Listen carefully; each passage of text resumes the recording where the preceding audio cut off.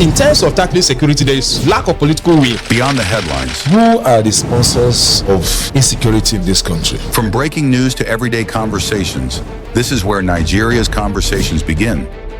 We track the issues shaping Nigeria and the world today. The world is talking, and we're listening. This is Trends on LJE News. Conversations. This is being Nigeria and the world today. The world is talking, and is Trends on LJE News. Hello and welcome to another edition of Trends on LJE News, where we bring you the latest and developing stories in Nigeria and of course across the globe. My name is Omotola Adeleke. All right, I'm here with my people, my colleagues in the broadcast world. Mr. Chidi, you're welcome to the studio. Thank you for having me. How was your weekend? It was good. All right, Esther, hope you're good. Yeah, I'm great. Okay, so we also have our Faith in the studio, of course. Faith, hope you're ready to dissect and, Absolutely. Thank you for having me. All right, so you're welcome once again. So don't forget you can be a part of our growing online community by hitting that follow, like, share, and subscribe button right now on all platforms at LJE News. Let's quickly run through our headlines for this edition of Trends. IPOB cancels Monday sit at home in Southeast. Atiku fault NNPCL reaffirms privatization call. Over 30 die in Kano trailer crash, Governor mourns. ADC's David Mark wants Akpabio over INEC remarks. NLC threatens mass action to boycott Electoral Act. CBN, Nigeria's fintech boom vulnerable to foreign shocks. And now to the lead story. The proscribed indigenous people of Biafra, IPOB, has announced the permanent cancellation of the Monday sit at home across the southeast with effect from February 9, 2026. The group spokesperson, Ima Powerful, said the directive was issued directly by IPOB leader Nnamdi Kano. The sit at home, introduced in August 2021 to protest Kano's rendition and incarceration, had led to the closure of schools, market, banks, and businesses across the region.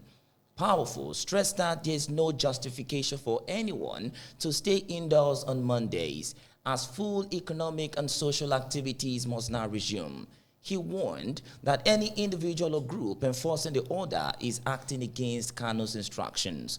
Meanwhile, Bashir Ahmad, former aide to ex-President Muhammadu Buhari, congratulated the Southeast on the development, describing it as a positive step forward. Mr. Chidi, this is over 4 years, since the beginning of the sit at home, since when it commenced and all that.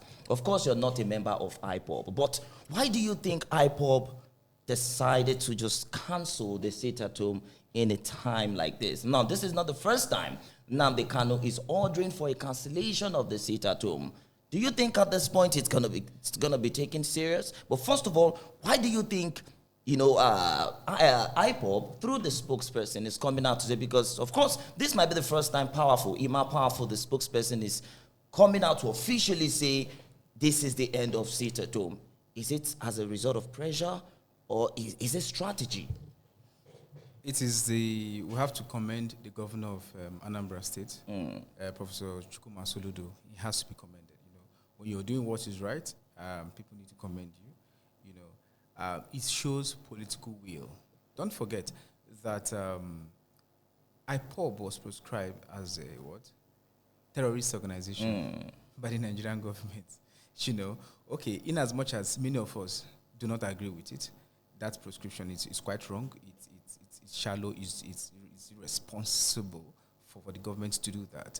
And and they are not going all hard on Boko Haram, and they are doing this on, But what is very, very striking for me is the fact that the determination, the will of the governor himself, President Abga governor in Anambra State, is what's giving this this announcement a possibility. Because he came out, he shut down the market. Remember, and then he threatened that, look, we have to come back and have this we discussed the Anambra State Governor's closure of this market some time ago, exactly. And we also talked about how lots of people disagreed and felt intimidated with that particular instruction. You still feel that purported intimidation actually was effective for what happened for this announcement from IPOB? Well, if you say it's if you call it intimidation, I'm not the one calling it intimidation. Couple individuals came out to call it intimidation. They may not be far from being right. It's wrong. The approach was wrong, actually. I personally do not prescribe to that approach of the governor. Okay. Yeah. But what is most important we need to take home here is the fact that there's a government that is willing to end sit at home. First time, and you can see the action. So if the federal government wants to end insecurity, terrorism, it will only take similar kind of announcement and it will end.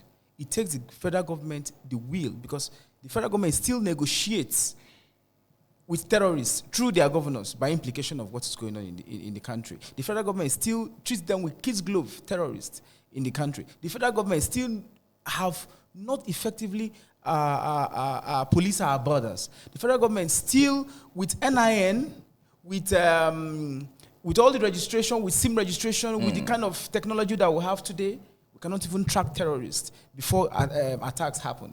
It does not make sense, even though we have satellites there in space. So you have a federal government that is weak. Nigeria does not have a government, according to Tinubu when he posted during the time of Jonathan. He said Nigeria does not have a government because of the insecurity in the country. All right. Talking about insecurity, Esther, do you think the order by IPOB will get to reduce insecurity in the southeast to a certain extent? Yeah, I think it's going to reduce some level of insecurity there. Okay. All right. So, do you think so? Absolutely. Not just bringing back the country to its former boosting economic state. It's also primarily going to influence education, because lots of students were all at home because of the sit-at-home situation. They lost 20% of their schooling to the situation. So with this, they get to go back to the normalcy state of returning back to their businesses, to schools, to other activities. So everything gets to return to normal. So it's actually... But how can we be sure that some IPOB members will not probably create a faction to still enforce the sit-at-home? It has happened before. We had the faction of Simon Ekpa still enforcing sit-at-home orders despite the call by some other faction of IPOB saying, no, sit-at-home should stop. So how can we be so sure that some IPOB members will not still decide to enforce the sit-at-home? I believe if the federal government has made efforts to ending this entire process, then it is actually a very important step, meaning that they are going to make sure that there are actually security agencies put in place to protect citizens against any uprising in this situation. Apart from that, the fear people had in them to stay back at home due to what was happening is actually elevated. So I believe to me, it's a very good situation, going back to the normalcy of things, going back to current activities. Okay, all right. I need to ask Mr. Chidi this same question. Do you think, because from antecedents, from previous happenings and all that, do you think some IPOB members would want to obey this order to the latter? The IPOB has just one spokesperson. I don't know if you have heard another spokesperson of IPOB. It remains more powerful. And the Simon Ekpa, I think has been dealt with. The government of Ireland is on him. The federal government, kudos to the federal government. Again, federal government, they wanted to deal with Simon Ekpa. Now he's dealt with the same thing. So they will succumb, they will obey, because, look, to end insecurity in Nigeria is as simple as you cannot imagine. Okay. Yes. All right. So the governor is not with them. The spokesperson is not with them. Nobody will come up and do anything different. If they do anything different, as I mentioned, a more powerful mentioned that they will deal decisively with whoever that comes to betray this. All right. Thank you very much, Mr. Chidi. Let's move on to the next story. Former Vice President Atiku Abubakar has criticized the Nigerian National Petroleum Company Limited, NNPCL, following remarks by its Group Chief Executive Officer Bayo Ojulari that reopening the Port Harcourt refinery would amount to a waste of scarce resources. Ojulari had said funds spent on revamping the Port Harcourt, Warri and Kaduna refineries were wasted. In a statement on Sunday, Atiku said the admission vindicated his long-standing call for the privatization of Nigeria's refineries. He described continued public funding of non-functional facilities as economically unjustifiable, noting that billions have been spent on maintenance and salaries without output. Atiku argued that repeated turnaround maintenance driven by politics has failed and warned against new partnership arrangement, insisting privatization remains the most viable option. Mr. Chidi, do you think privatization remains the most viable action or option rather, especially as it concerns the NNPCL? Now, this is not the first time, some Nigerians have come out to clamor for the privatization of the NNPCL. In fact, it was NNPC before the L was added, but it doesn't seem like the L made any difference. Do you think privatization would work for effective operation of the NNPCL? L means limited, and this time around, L is also meaning loss. Yeah, it's meaning loss. The thing is, if you look at NNPCL or NNPC, I don't want to look at the L, please. I mean, you don't want to think they're limited. Don't bring that L. Don't bring that L. So look, it's still the same thing happening in Nigeria today. The same corruption. Look at the power sector. It's not privatized. They will still sell it to themselves. And now the question is, why is NNPC refineries, our public refineries, government refineries, own refineries, not working after popping over $1.5 billion? It's on record. Does it make sense to you? So if nobody under the planet Earth will have his industry, private industry, not working, and you're still pumping in money, these are criminals. They are stealing our monies. And they should be called to account. They should be called to account. Just the way they went after. You see, look, this government is a government that does selective approach to whoever that is against them. If you're for us, just like Oshomole mentioned, you come to APC and your sins are forgiven. Look at what happened with the likes of the former CBN governor. Assets seized here and there. Nobody supports corruption, but let's be holistic. The people that were involved in the Port Harcourt refineries that came on air, they should be arrested. They should be behind bars. They should be behind all of them. Look, but even privatization, we still sell it to themselves. So you don't support the fact that each should be privatized 100%? No, we should have a competent. In fact, the worst is private. If you privatize it, it's double jeopardy. Because we already have a system where we have a refinery. Thank God we can steal something to hold on to. They've stealing the money, the liquid money, no problem. Leave our assets. It's a Nigerian asset. Right. We need a government that is responsible, because this government, if they go ahead to sell this product, to sell this our refinery, they're still selling to themselves. Look at our crude oil. All right. Our crude oil is also sold in international market, and we cannot even trace 100%. They are not accountable. Mr. Chidi, thank you. Doesn't make sense. Quickly, Esther, they should not privatize. We have someone like Dangote, Aliko Dangote, who is a private individual.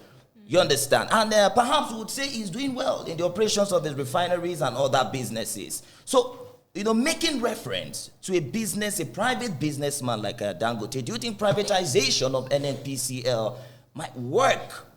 Like, imagine selling it to a private business owner like Dangote. Do you think it would be more effective than the government running the NNPCL?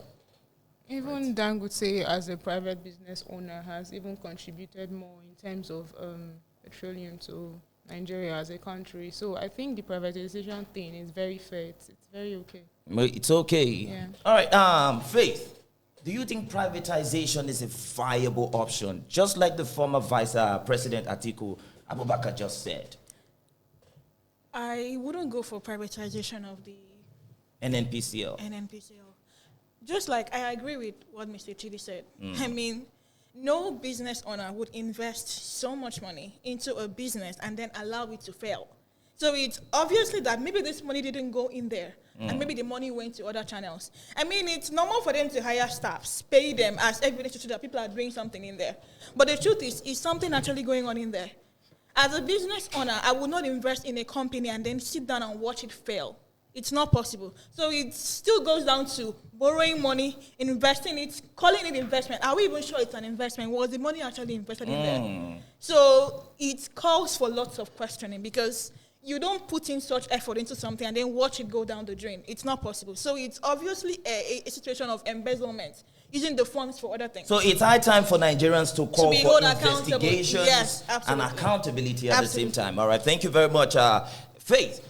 No fewer than 30 people have been confirmed dead in a fatal road accident involving a trailer heading towards Gujungu, Jigawa State at Kwana Verde in a Gezawa local government area of Kano State.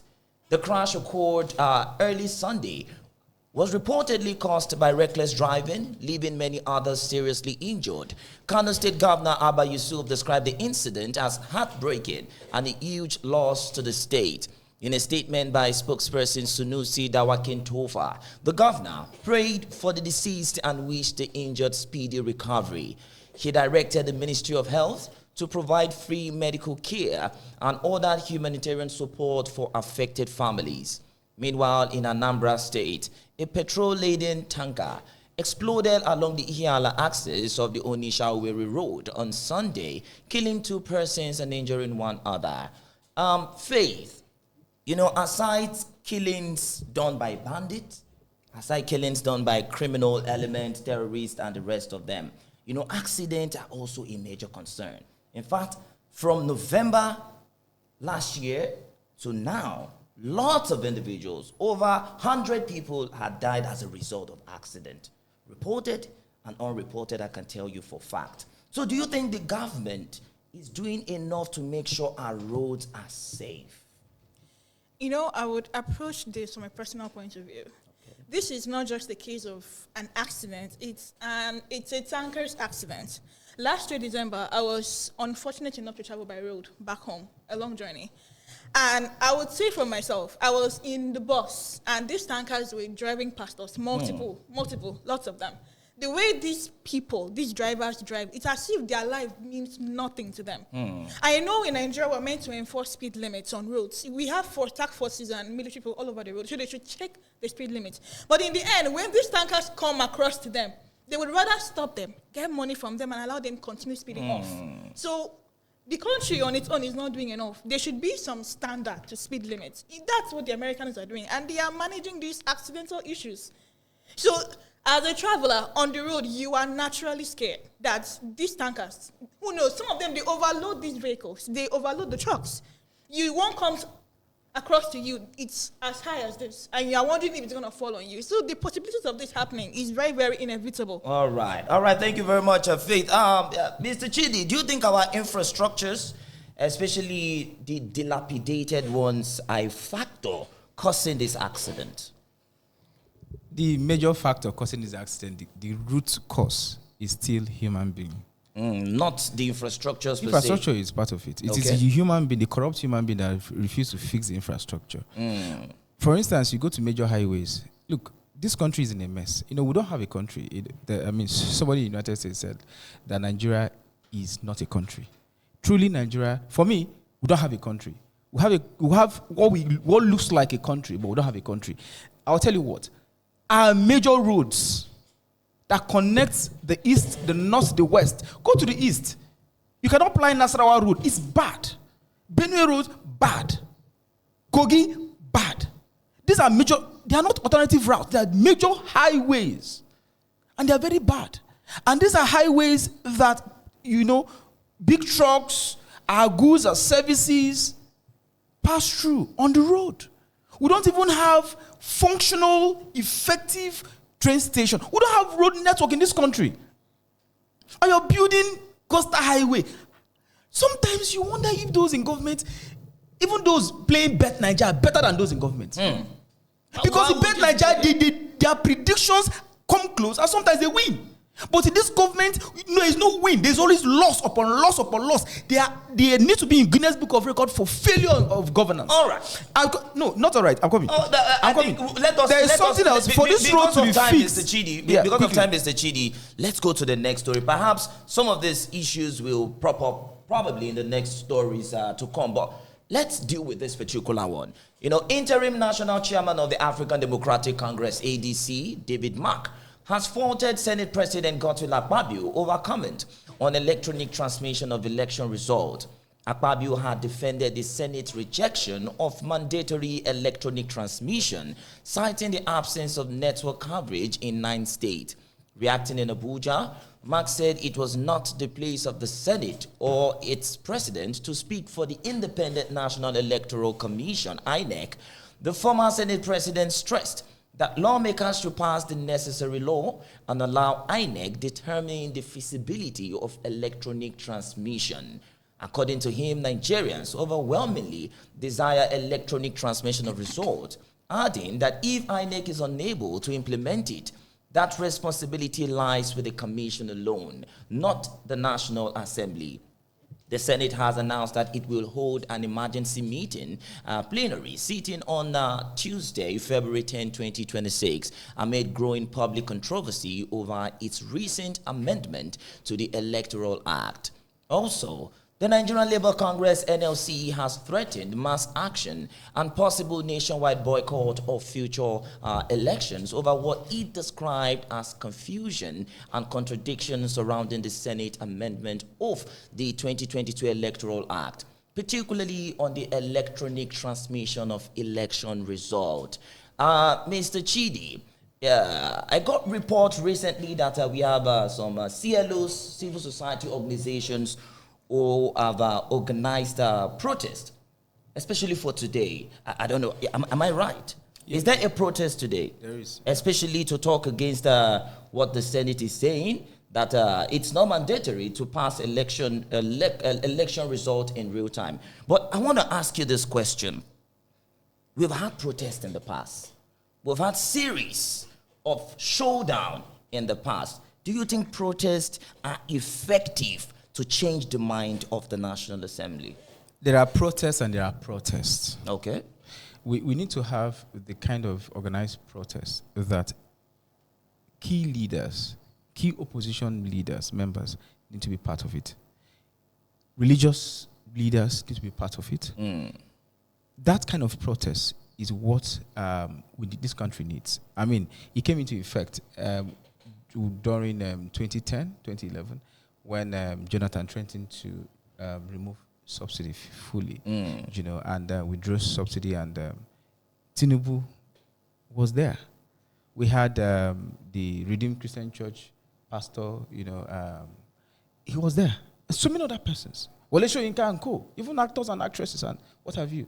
So we need protests. It is protests that will tell the international community. So those kind of protests are effective, not just the kind of protests CLOs and CSOs come out to do. CLOs, CSO, they are very important. They are also effective. Don't get it twisted. They are effective. But I'm saying we need protests that the people, the masses will feel like, okay, fine, we need to be part of this. We need to shut down our businesses and understand that our life depends on this. Currently, Nigeria is on a free fall, and everybody is trying to survive. And it is tactics from the opposition people, those in the opposition. I say opposition, from the APC, because I used to think APC is always in the opposition because they sound like they're in the opposition, even though they're the one causing what we're going through today. So we need to have protests from Nigerians coming out to say, look, we do not want this thing to continue. We do not want this corruption to continue. We do not want this bad governance to continue. So that the international community is aware that we're not enjoying it. But because of the hardship, you want to protest. Okay. Right. By the time you ply a vehicle, before you get to protest ground, this little money that you have that is not up to, that cannot even take you home, will not even take you home after the protest. So it's also a strategy. But the opposition need to come out and say, look, we have free buses, and these protests are very, very effective. All right. Mr. Chidi, I was speaking with a friend yesterday, and he made mention of something, and it captured my attention. He said Nigerians, what we are chasing is misplaced priority. You know why he said that? No. He said we should be clamoring for electronic voting more than even the transmission itself. That in countries like Canada, the United States, Brazil, and even South Africa, they use what they call the hybrid system, where aside the paper ballot and all that, they still get to, vote electronically.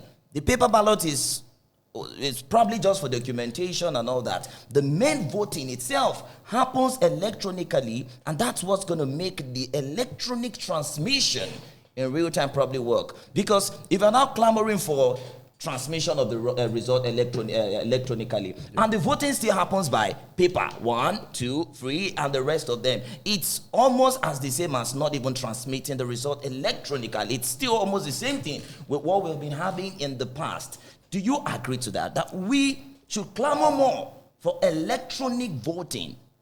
Probably, do away with depending on paper ballot and all that. No, well, the truth is just like saying that it's just like advocating for e-book, saying that e-book is better than hard copy. And then we should do away with hard copy books, because e-books you can carry them anywhere you go and things like that. So, in like nobody does it. Even United States don't even preach electronic voting. Like I said, they run the hybrid. It is a combination of two. Yes, it's a combination of two. But look, United States was born in 1776. And this month they are celebrating their 250 years anniversary as a country, as a nation under God, And if you look at United States, they've evolved. So you count one before you count two. First of all, what is very important is that we should have. It is doable. It is not magic. Let us start with having our elections done rightly. By the time you have the normal election done, where the votes are counted, you count them manually. Right? The paper. Manually, you count them manually, transmit real time. That manual counting. We've had free and fair election. Look, 1993. That was who won the, was it 19, was the Abiola election was 1993, right? It was annulled, June 12th, election that was annulled. It was not in 21st century. It was years back. I don't know if you understand. Years back. And we had free and fair election where there was no Facebook, there was no all of this kind of technology we have. We never had it yet. We had the freest and fairest election. So it tells you that. Are we saying the electronic transfer and the whatever, or the technology being, is not even what we should even talk about? No, we should focus more on elections being free, fair, and transparent. Is that what you're saying? We should focus more on election being free and fair and transparent. But because the thieves, they've learned new ways of stealing our election. So the people should also get new ways. Let me finish my thought. Let me finish my thought. Very important. Let me finish my thought. Because the thieves, they've learned how to steal it, snatch it, and run away with it. Then we've now said, okay, no problem. And the Supreme Court has even made work easier for Nigerians. And to say, look, what should happen is that if you say INEC, be free to determine what you want. It's like asking a dog, be free to, I don't want you to eat this meat, but I'll provide it to you for you on this table. All right. So be free to either eat this meat or just walk out. And the dog will definitely go and eat the meat. All right, thank you. But pay attention. INEC wants to do the best. But look, INEC is supposed to be independent national electoral, but INEC is dependent National Electoral Commission. All right, but because they are dependent, because they are dependent on this, we need a real-time transmission. Transmission of results from the polling unit. That the thieves, the Boko Haram people that are in government. Mr. Chidi, thank you. When I mean Boko Haram in government, pay attention. When I mean Boko Haram in government, I mean the people that have decided to make sure that. All right, Mr. Chidi, thank you very much. Thank you very much. So we can, switch to other stories. But before I switch into other stories, Faith, do you think passing election result in real time, technically, do you think it is feasible? With complaints, especially from Akpabio, who is probably been accused of speaking for the INEC by David Mark, who is the interim national chairman of ADC. Do you think, what's it called, network issues and all that would disrupt real-time passage of election result. Do you think so? So, if network issue is supposed to disrupt an election result, this is going to be like the entire country. The thing here is, the right question is, what gives a man who is a member of a particular team the overall right to decide, postulate, and also give advice? It's not even an advice, give an indication to what an independent body should do in the first place. If not that, over time, this particular independent body has shown that they are dependent on these people in the first place. So I believe the former Senator David Mark recognizes this defect, and he's trying to warn against it or infringing against that. I'm not saying that on his own, he doesn't have his own self-interest. I mean, they all have their own self-interest. But I believe that he has seen this and where it's going to lead. And he's trying to stop that. He was a former Senate President. I am aware. I was in a vehicle coming to work today. Okay. And there was this same argument. And they were saying that Senator Akpabio is a loyalist to Tinubu. And he's doing exactly that, regardless of what happens or how far the country goes down the drain. The thing here is, he may be a loyalist, but in the end, he is a man that I have known is from my state, that I have known has his own interest in all of these things. Transmission of results electronically should not be a problem. How can a country be having network issues? So you think network disruption should also not be a problem? Because people might be disenfranchised. No, it's not a problem. It is them trying to manipulate the results in the background in a way. They have found multiple ways to go at this thing. So this is one of those ways. They are trying to do this so that in the end it plays towards their own direction. And INEC does not have a say, to be honest with you, because in the end they're going to do what these parties, the one that influences them, tells them to do. I also want to add to, if you don't mind, what you just very quickly, is the fact that Nigeria has satellites in space. What in the world is that satellite doing? Is it decoration? We have no impact of that satellite presence. We can, let's fine. You have Starlink. Go there with Starlings. INEC has gobbled over how many billion naira? Running to almost $1 billion just for election, to give us sham as election. Vast majority of Nigerians are connected to the internet. Check the statistics. Millions of Nigerians are connected to the internet. So that is just an excuse. Let them pass this. Because if they claim to love Nigerians, if they claim to represent Nigerians, which we keep on saying they don't represent Nigerians, they will do what Nigerians want. All right, that's democracy. Thank you very much, Mr. Chidi. So that's it for today's edition of Trends on LJE News. Many thanks to Faith. Faith, thank you very much for coming around. Thank you for having me. Esther, thank you so much for coming around too.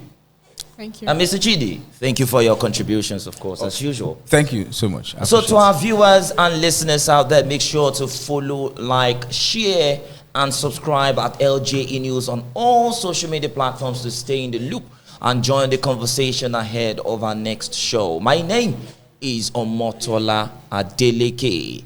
See you next time. Bye for now.